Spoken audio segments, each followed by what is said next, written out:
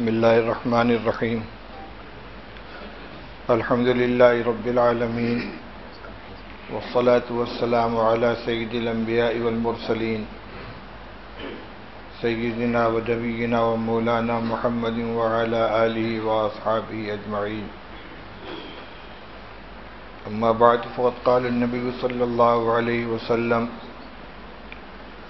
يحمل هذا العلم من كل خلف عدوله ينفون عنه تحريف الغالين وانتحال المبطلين وتأويل الجاهلين أو كما قال رسول الله صلى الله عليه وسلم. محترم علماء کرام، بزرگوں، ساتھیوں،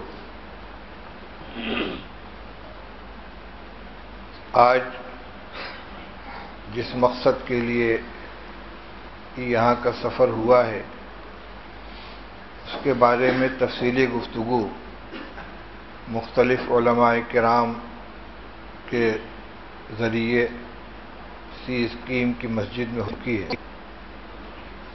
یہ مجمع علماء کا مجمع ہے اور بہت خوشی ہوئی ہے دیکھ کر کہ الحمدللہ اتنا بڑا مجمع علماء کرام کا یہاں اکٹھا ہے، اور یہ بھی معلوم ہوا کہ اس میں بڑی تعداد دارالعلوم دیوبند کے فضلاء کی ہے. آپ حضرات کو مسئلہ سمجھانا نہیں ہے بلکہ مذاکرے کے طور پر چند مختصر باتیں عرض کرنی ہیں. میں گلے کی خرابی کی وجہ سے ویسے بھی زیادہ دیر نہیں بول پاتا. میں نے ابھی جو حدیث آپ کے سامنے پڑھی ہے جس میں رسول اللہ صلی اللہ علیہ وسلم نے ارشاد فرمایا ہے کہ اس علم کو ہر بعد میں آنے والی جماعت میں سے ان میں کے جو عادل سمجھدار لوگ ہوں گے وہ اس کو حاصل کریں گے. اپنے پیش رووں سے بعد والے اس علم کو حاصل کریں گے. حاصل علم کا مصداق ظاہر بات ہے کہ علم شریعت ہے، علم نبوت ہے. جس علم کے بارے میں رسول اللہ صلی اللہ علیہ وسلم نے فرمایا انما بعثت معلما، جس علم کے آپ معلم بن کر آئے تھے، جس کی آپ نے تعلیم دی تھی، اور جو آپ کا فریضہ منصبی قرآن پاک میں بیان کیا گیا تھا وَيُعَلِّمُهُمُ الْكِتَابَ وَالْحِكْمَةَ، تو آپ کی ارشاد انما بعثت معلما اور قرآن پاک کی اس آیت وَيُعَلِّمُهُمُ الْكِتَابَ وَالْحِكْمَةَ دونوں کو جوڑ دیا جائے تو حاضر علم کا مصداق متعین ہو جاتا ہے. وہ کتاب و حکمت کا علم ہے. آپ اس کے معلم بنے اور آپ کے براہ راست تلامذہ حضرات صحابہ کرام رضی اللہ تعالی عنہم بنے، جن میں سب سے اعلم حضرت سیدنا صدیق اکبر رضی اللہ تعالی عنہ تھے، جس کا صحابہ کرام رضی اللہ تعالی عنہم نے اعتراف کیا ہے کہ ابو بکر ہم میں اعلم تھے. روایت آپ کے ذہن میں ہوگی، ایک صحابی کہتے ہیں کہ ایک مرتبہ رسول اللہ صلی اللہ علیہ وسلم نے ارشاد فرمایا کہ اللہ نے اپنے ایک بندے کے سامنے یہ بات پیش کی کہ وہ دنیا میں رہنا چاہتا ہے یا اللہ کے پاس جانا چاہتا ہے. تو اللہ کے اس بندے نے اللہ کے پاس جانے کو پسند کیا. اس کو سن کر حضرت صدیق اکبر رضی اللہ تعالی عنہ رونے لگے. فرمایا یا رسول اللہ فدیناک بآبائنا و امہاتنا. وہ صحابی جو اس واقعے کے راوی ہیں وہ کہتے ہیں کہ ہمیں حیرت ہوئی کہ رسول اللہ صلی اللہ علیہ وسلم تو اللہ کے ایک بندے کا حال بیان کر رہے ہیں اور یہ رو رہے ہیں اور کہتے ہیں فدینا کا بھی آبائنا و امہاتنا. لیکن جب رسول اللہ صلی اللہ علیہ وسلم کی جلد ہی وفات ہو گئی تو یہ عقدہ کھلا کہ اس رجل کا مصداق خود رسول اللہ صلی اللہ علیہ وسلم تھے، اور اس بات کو کوئی نہیں سمجھ سکا سوائے صدیق اکبر رضی اللہ تعالی عنہ کے. اس موقع وہ کہتے ہیں وَكَانَ ابو بکر اعلمنا، ابو بکر ہم میں سب سے زیادہ علم والے تھے اور دین کی تمام باتوں کو سب سے زیادہ جاننے والے تھے. چنانچہ کتب احادیث میں اگرچہ سیدنا صدیق اکبر رضی اللہ تعالی عنہ سے مرویات کی تعداد بہت محدود ہے، لیکن رسول اللہ صلی اللہ علیہ وسلم کے وفات کے بعد جتنے ایسے معاملات پیش آئے جن کے بارے میں صحابہ کرام رضی اللہ تعالی عنہم کچھ فیصلہ نہیں کر سکے، وہاں صدیق اکبر رضی اللہ تعالی عنہ نے اپنے علم کا اظہار کیا کہ میں نے رسول اللہ صلی اللہ علیہ وسلم سے یہ فرماتے ہوئے سنا ہے. سب سے پہلا مسئلہ جب حضور صلی اللہ علیہ وسلم کی وفات ہوئی ہے، صحابہ کرام بے قابو تھے، از خود رفتہ تھے. صدیق حضرت ہمارے فاروق رضی اللہ تعالیٰ عنہ جیسا مضبوط آدمی بھی بے قابو ہو گیا. اس وقت صدیق اکبر رضی اللہ تعالیٰ نے جس عظیمت کا مظاہرہ فرمایا آپ حضرات جانتے ہیں. لیکن مسئلہ یہ تھا کہ حضور صلی اللہ علیہ وسلم کے جسد اطہر کا کیا جائے، اس لیے کہ ہر چیز میں رسول اللہ صلی اللہ علیہ وسلم کا اسوہ موجود تھا، لیکن اس میں کوئی اسوہ نہیں تھا کیونکہ رسول اللہ صلی اللہ علیہ وسلم کے سامنے کوئی نبی نہیں تھا جس کی وفات ہوئی، اس کو دفن کیا گیا، اور کیا کریں. صدیق اکبر رضی اللہ عنہ نے فرمایا کہ میں نے رسول اللہ صلی اللہ علیہ وسلم کو فرماتے ہوئے سنا ہے کہ نبی کی جس جگہ وفات ہو وہیں غسل دیا جائے، وہیں کفن دیا جائے، وہیں نماز پڑھی جائے، وہیں دفن کیا جائے. چنانچہ اسی پر عمل ہوا. ایسے ہی حضور کی وفات کے بعد جب حضرت فاطمہ رضی اللہ تعالی عنہا نے اپنی میراث کا مطالبہ کیا تو صدیق اکبر رضی اللہ تعالی عنہ نے فرمایا کہ میں نے رسول اللہ صلی اللہ علیہ وسلم سے فرماتے ہوئے سنا ہے نحن معاشر الانبیاء لا نرث ولا نورث ما ترکنا صدقۃ. جہاں ضرورت پڑی وہاں ان کا علم ظاہر ہوا، لیکن حضور صلی اللہ علیہ وسلم کے جامع علوم کے مختلف حصے مختلف صحابہ کرام رضی اللہ تعالیٰ عنہ کے حصے میں آئے. آپ نے فرمایا خذ القرآن من اربعۃ، قرآن 4 حضرات سے سیکھو. ابی ابن کعب، زید ابن ثابت، عبداللہ ابن مسعود، سالم مولا حذیفہ، اور ایک روایت میں عبداللہ ابن مسعود رضی اللہ عنہ کی جگہ معاذ ابن جبل کا نام ہے. اس طرح 5 ہو جاتے ہیں. اور آپ نے فرمایا اقرأہم ابی ابن کعب، قرأت کا علم سب سے زیادہ ابی ابن کعب کے پاس ہے. آپ نے فرمایا اعلمہم بالحلال والحرام معاذ ابن جبل، حلال و حرام کو سب سے زیادہ جاننے والے معاذ ابن جبل ہیں. آپ نے فرمایا افرزہم زید ابن ثابت، فرائض کے سب سے زیادہ جاننے والے زید بن ثابت ہیں.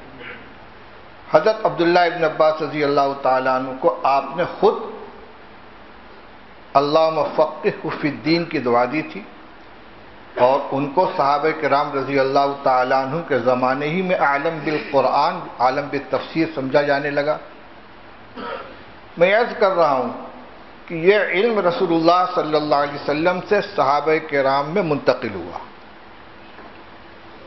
پھر صحابہ میں مختلف صحابہ کرام کے حلقہ جات لگے، جس میں ایک مکتبہ درس حضرت عبداللہ ابن مسعود رضی اللہ عنہ کا ہے، ایک حضرت علی رضی اللہ عنہ کا ہے، ایک حضرت عائشہ رضی اللہ عنہ کا ہے. اسی طرح عبداللہ ابن عباس رضی اللہ عنہ کا ہے، عبداللہ ابن عمر رضی اللہ عنہ کا ہے، جن سے مسائل سے متعلق روایات کثرت سے منقول ہیں۔ ان میں علقمہ ہیں اور یزید ابن عبد الرحمن ہیں نخعی، پھر ان کے بعد ابراہیم نخعی ہیں، حماد ہیں، امام ابو حنیفہ ہیں، امام ابو یوسف ہیں، امام محمد ہیں۔ طبقتاً بعد طبقتاً یہ علم نیچے تک منتقل ہوتا چلا آیا اور سند کے ساتھ آیا۔ اسی لیے امام بخاری رحمۃ اللہ علیہ نے یہ جملہ نقل کہ انما العلم بالتعلم، علم وہی معتبر ہے جو استاد سے سیکھ کر حاصل کیا جائے۔ ان ھذا العلم دین فانظر عمن تاخذ دینک، یہ علم دین ہے، لہذا دیکھو کہ تم یہ دین کس سے حاصل کر رہے ہو۔ اس تمہید کا حاصل یہ ہے کہ اللہ جل شانہ نے آپ حضرات پر یہ کرم فرمایا کہ اسی سلسلہ اسناد کے ذریعے تسلسل کے ساتھ اللہ نے وہ علم آپ تک پہنچایا، اور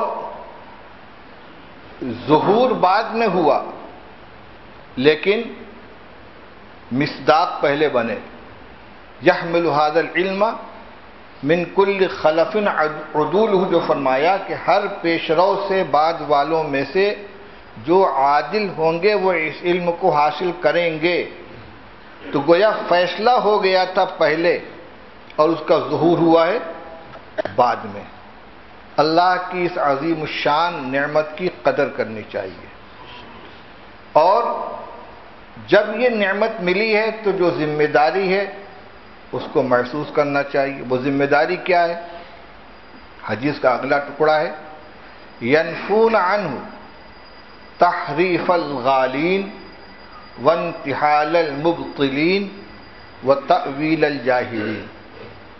اس علم نبوت کو اپنے پیش رووں سے بعد کے جو لوگ حاصل کریں گے ان کا کام یہ ہوگا کہ علم دین میں غلو کرنے والوں کی طرف سے جو تحریفات ہوں گی ان کو دور کریں گے، باطل پرستوں، باطل عقائد و نظریات رکھنے والوں اور باطل دعویٰ کرنے والوں کی طرف سے جو من گھڑت باتیں کی جائیں گی، جھوٹ گڑھا جائے گا، انتحال، اس کو ختم کریں گے، اور تأویل الجاہلین، جاہلوں کی طرف سے جو غلط تعویل کی جائے گی اس کا دفاع کریں گے۔ یہ تین قسم کی گمراہیاں ہوتی ہیں۔ بدعتی، ان کے یہاں تعویل جاہلین ہے، اور جو غلو محبت یا غلو بغض کی بنا پر فرقے وجود میں آئے، خوارج، روافض، معتزلہ، ان کے یہاں غلو ہے، اور جو غلط عقائد کے گڑھنے والے ہیں، چاہے اسلام میں رہتے ہوئے غلط عقائد ایجاد کیے ہوں یا ایسے غلط عقائد ایجاد کیے کہ جس کی بنا پر وہ دائرہ اسلام ہی سے خارج ہو گئے، جیسے شکیلیت کا فتنہ ہے، قادیانیت کا فتنہ ہے، اور اسلام میں رہتے ہوئے غلط عقائد ایجاد کیے، جیسے صحابہ کرام رضی اللہ تعالیٰ عنہ کے بارے میں قرآن و حدیث کی روشنی میں جو عقیدہ رکھنا چاہیے اس سے ہٹ گئے، تنقید کرنے لگے ان کے اوپر، ان کی تنقیص کرنے لگے۔ یہ سب کے سب آ جاتا ہے انتحال المبطلین کے اندر۔ اللہ کے رسول صلی اللہ علیہ وسلم نے فرمایا کہ اس علم کو جو لوگ حاصل کریں گے ان کی یہ ذمہ داری ہوگی کہ ان چیزوں کا یہ کام کریں۔ اب کوئی آ کر بتائے گا نہیں کہ یہ جماعت غالی ہے اور اس کی یہ تحریف ہے، یہ جماعت باطل پرست ہے اور یہ جماعت باطل پرست ہے، اور وہ پہلے کیا تھا؟ تحریف الغالین. یہ جماعت غلو پسند ہے اور اس کی یہ تحریف ہے، یہ جماعت باطل پرست ہے، اس کی یہ تحریف ہے، یہ جماعت جاہل ہے اور اس کی یہ تعویل ہے. یہ کام بھی خود کرنا ہے. علماء کو اس علم دین کی روشنی میں اپنے ارد گرد پنپنے والے نظریات، خیالات، تحریکات اور پیدا ہونے والی جماعتوں کا جائزہ لینا ہے، اور جہاں سقم نظر آئے، خلل نظر آئے، اس کی ازالہ کی کوشش کرنا ہے. اب یہ دو طرح کی چیزیں ہیں. آج جو اجتماع ہوا ہے چونکہ وہ اصلاح معاشرہ کے نام سے ہوا ہے، تو میں نے آج اس روایت کو خاص طور سے اس لیے پڑھا ہے کہ اصلاح معاشرہ کا جو عمل ہے یہ عام طور سے مسلمان نوجوانوں میں، بچوں میں، بچیوں میں یا دینی زندگی سے دور رہنے والوں میں جو عملی اخلاقی خرابیاں آ جاتی ہیں ان کی اصلاح کرنے کے لیے. لیکن اس کے ساتھ ساتھ جو باطل جماعتیں سر اٹھا رہی ہیں، نئے نئے فتنے آ رہے ہیں، شکیلیت کا فتنہ ہے، صدیق دیندار کا فتنہ ہے، اور جب یہ ابتدا میں قادیانیت کے فتنہ آیا تھا، اسی طرح سے علاقے علاقے میں بہت سے نئے نئے فتنے آ رہے ہیں. فیاض بھیا کے نام سے ایک جماعت وجود میں آئی ہے، اس کا سربراہ فیاض ہے جو جھاڑ پھونک کرتا ہے اور اس کے بعد وہ کہتا ہے میں جو بولتا ہوں یہ اللہ بولتے ہیں. بنارس میں ایک محلے میں ہمارے ایک جاہل کا ویڈیو چل رہا تھا جو حضرت فاطمہ رضی اللہ عنہا کے بارے میں کہتا ہے کہ وہ خدا ہے، اور رسول اللہ صلی اللہ علیہ وسلم شب معراج میں جس سے ملاقات کے لیے گئے تھے وہ حضرت فاطمہ تھی. اور عجیب بات ہے کہ لکل ساقطۃ لاقطۃ، ہر گری پڑی چیز کو اٹھانے والے پیدا ہو جاتے ہیں. باطل سے باطل دعویٰ کرے کوئی، عقل سے بالکل بے تعلق اس کو ماننے والے کچھ پیدا ہو جاتے ہیں. تو علماء کا کام یہ ہے کہ آنکھ کان کھلا رکھیں، بھاپتے پھریں، اور جہاں ان کو عقیدے کی، عمل کی، اخلاق کی، معاملات کی کوئی خرابی محسوس ہو تو اپنی ذمہ داری کو انجام دیں. اس کے لیے کبھی انفرادی محنت کی ضرورت پیش آتی ہے، کبھی اجتماعی محنت کی ضرورت پیش آتی ہے، اور ظاہر ہے کہ اجتماعی محنت میں قوت زیادہ ہوتی ہے کیونکہ ذمہ داری مشترک ہے، فریضہ مشترک ہے. اس لیے آپ علماء کرام کو جس طرح اصلاح معاشرہ کے عمل میں مسجد کے امام صاحب کو، علاقے کے ذمہ دار کو اپنی ذمہ داری کو محسوس کرنے کی ترغیب دی گئی ہے اور آمادہ کیا گیا ہے، ابھارا گیا ہے، لوگوں نے آمادگی بھی ظاہر کی ہے. چونکہ یہاں فضلہ کی بڑی جماعت ہے اور اسکولوں اور کالجوں کے طلبہ میں شکیلیت کا فتنہ پھیل رہا ہے.